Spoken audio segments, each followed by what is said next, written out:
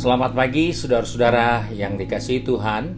Kita jumpa lagi pada hari Sabtu tanggal 11 Juli 2020.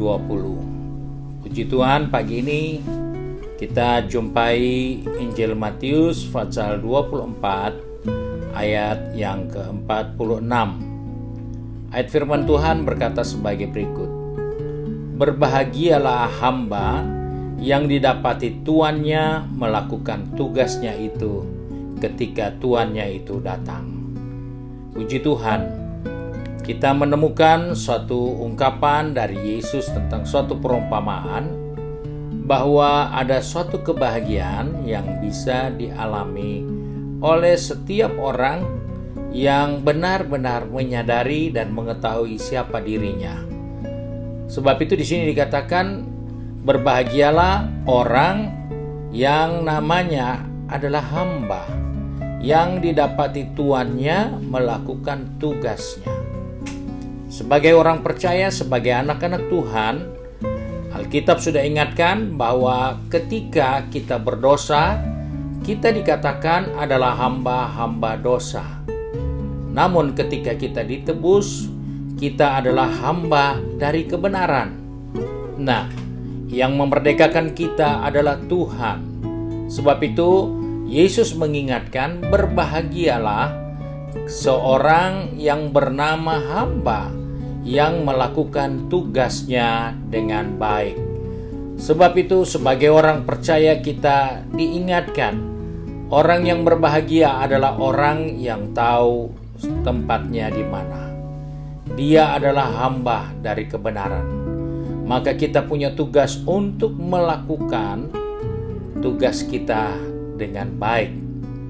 Yang kedua, kita perlu tahu bahwa kita bisa berbahagia sebagai hamba kalau kita menggunakan waktu kita semaksimal mungkin. Karena ayat itu tadi katakan dengan jelas, melakukan tugas, yaitu waktu kita untuk bekerja. Yesus pernah katakan, bekerjalah selagi hari masih siang. Karena ketika malam tiba, tidak ada satu orang pun yang akan bekerja. Dan itu adalah suatu ungkapan yang kita sadari bahwa orang yang berbahagia adalah orang yang tahu menggunakan waktunya dengan baik. Kita menemukan waktu kita, bangun pagi hari, pergi bekerja, pergi mencari nafkah, pergi mencari ilmu, pergi berusaha. Namun ada waktunya kita harus pulang ke rumah untuk kembali beristirahat di rumah, untuk kembali makan minum di rumah. Nah, Tuhan ingatkan, orang yang melakukan tugasnya adalah orang yang tahu mempergunakan waktunya dengan baik. Sebab itu sebagai orang percaya kita diingatkan, pergunakanlah waktumu dengan sebaik mungkin, karena waktu itu tidak bisa dikembalikan lagi. Dan waktu itu akan berjalan terus tanpa menunggu kita. Maka tugas kita akan menumpuk ketika waktu kita abaikan. Tugas kita akan bertambah berat ketika waktu kita lewatkan begitu saja. Dan waktu itu tidak bisa ditebus lagi. Kita tidak bisa menebus waktu yang sudah lewat begitu saja. Sebab itu, kebahagiaan akan terjadi jika setiap kita menggunakan waktu kita dengan baik. Dan Alkitab juga ingatkan, ketika kita tahu menggunakan waktu kita dengan baik, maka kita juga akan menikmati hasil. Hasil itu kita terima masih di dunia ini. Jangan berpikir nanti hasil itu sudah di surga. Sebab itu Alkitab katakan, hamba ini mendapatkan kepercayaan tugas yang lebih besar lagi. Ketika dia menggunakan waktunya dengan baik, maka dia mendapatkan pekerjaan tanggung jawab yang lebih besar. Itu masih dalam konteks bekerja. Dia sudah menikmati hasil.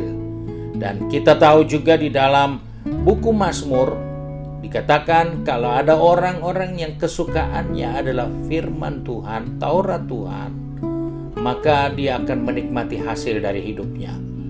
Bahwa dia tidak akan pernah layu daunnya, dia akan selalu berbuah.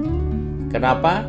Karena orang itu dia menggunakan waktunya dengan baik, sehingga dia bisa menikmati hasil yang memuaskan dirinya. Kita sebagai orang percaya, hari ini kita akan pergi bekerja. Seringkali kita dipengaruhi oleh situasi yang ada. Di tempat kerja kita tidak bekerja. Kita habiskan waktu ngobrol. Paling kurang kita sudah sedikit banyak tanya mana kawan kita. Tidak ada, sakit. Jangan-jangan akhirnya kita tidak bekerja. Kita menghabiskan waktu kita hanya untuk ngobrol COVID dah. Kita ngobrol lah sudah berapa banyak orang yang sakit. Kita ngobrol lah untuk banyak hal yang tidak berhubungan dengan pekerjaan kita. Sebab itu kita diingatkan ada kebahagiaan bagi orang-orang yang melakukan tugasnya. Biarlah hari ini kita akan melaksanakan tugas kita dengan baik, sesuai dengan tanggung jawab yang dipercayakan bagi kita semua. Pagi ini saya ajak kita tundukkan kepala dan kita satu di dalam doa. Kembali kami datang kepada Bapa di surga dengan mengucap syukur, karena kembali hari ini Tuhan menjanjikan kebahagiaan bagi kami di saat kami tahu menggunakan waktu kami dalam melaksanakan tanggung jawab kami.